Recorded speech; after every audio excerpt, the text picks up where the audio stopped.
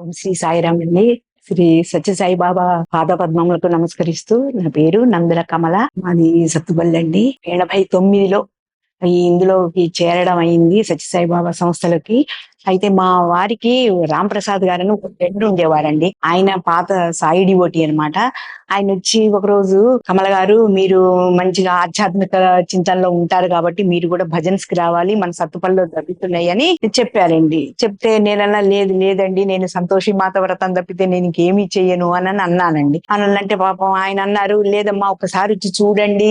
సరేలేండి అన్నా, ఊరుకున్నా అండి. ఆ రోజు రాత్రి అండి స్వామి కల్లో కనపడ్డారండి. కనపడి మంచిగా ఈ జుట్టు ఇది ఆ స్వామిని చూడటం నేను అదే ఫస్ట్ అండి. తర్వాత ఫోటోలో చూస్తే అప్పుడు గుర్తొచ్చింది, ఓ స్వామి కదా ఆ రోజు కనపడిందని. స్వామి అన్నారు, ఏంటి భజన్స్ కి రావా నువ్వు అన్నారండి. అన్నా కూడా నేను స్వామి అని చెప్పేసి దండం పెట్టానండి. ఆ మరుసటి వారం నుంచే ఇంకా భజన్స్ కి వెళ్ళడం స్టార్ట్ చేశానండి. తర్వాత నాకు ఏంటంటే ఈ ఫోటోలో చూడటం కాదు, ఏమైనా కానీ స్వామిని చూడాలి నేను అన్నని, స్వామి నాకు ఈ అవకాశం ఇవ్వండి స్వామి అని చెప్పి దండం పెట్టాను. దండం పెడితే అప్పుడండి, కాకపోతే అండి స్వామి ఇంకొక రూపాన మాకు ఏమని మెసేజ్ ఇచ్చారంటే, ఇప్పుడు మీరు ఆర్తితో అడిగారు కాబట్టి మీ కోరిక తీర్చే బాధ్యత నాది, ఒకవేళ అది లెటర్ తీసుకున్నంత మాత్రానే పని అవుతుందని అనుకోబోకండి అని చెప్పేసి స్వామి మెసేజ్ ఇచ్చారండి. అంతేనండి. దాని తర్వాత అదే నెల తప్పారండి, మో పిల్లాడు పుట్టాడు. ఆ పిల్లాడికండి ఓం సాయిరామ్ అని పేరు పెట్టుకున్నారండి. నేను సర్వీస్ కి వెళ్ళా, పుట్టపర్తి సర్వీస్ కి వెళ్తేనండి ఒక అవకాశం ఇచ్చారు. అవకాశం ఇస్తే సరే అని చేస్తుంటుంటే అక్కడ పెద్ద హాల్ ఉంటుందండి. హాలు ఊడవాలంటేనేమో నాకు చేత కావట్లేదు. అమ్మా ఇంత పెద్ద హాలు ఊడవాలా అని అనిపించి 1-2 రోజులు కొంచెం మనసులో అది కెలుకుతూనే ఉంది. ఉంటేనండి ఒక ఫ్రెండ్ వచ్చి ఆవిడ చెప్పింది, ఆవిడ కొత్త ఆవిడేనండి.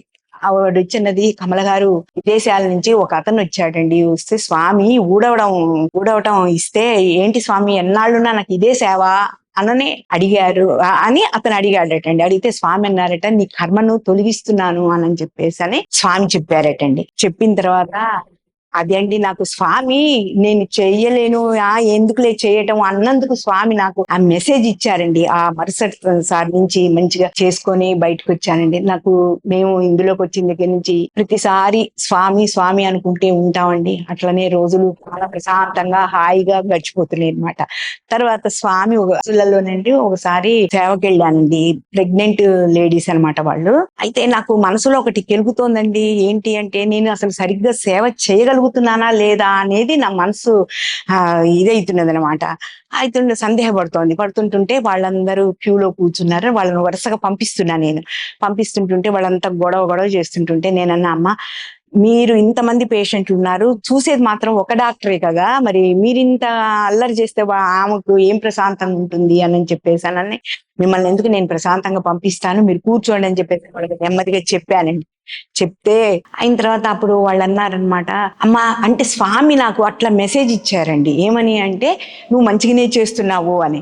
అయితే వాళ్ళు అంటున్నారండి, అసలు మీరు అంత చక్కగా చెప్పారండి, మాకు మనసుకి ఎంత హాయిగా ఉందో, లేని ఓపిక కూడా వచ్చింది, కూర్చున్నాము అని చెప్పారండి.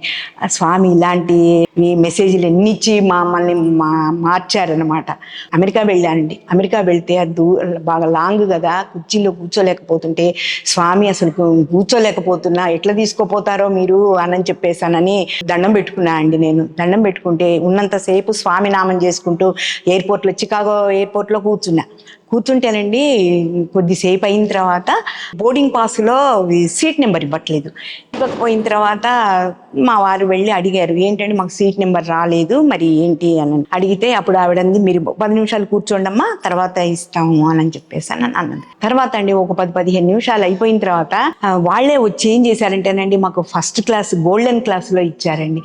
అసలు మా ఆనందానికి అవధులు లేవు.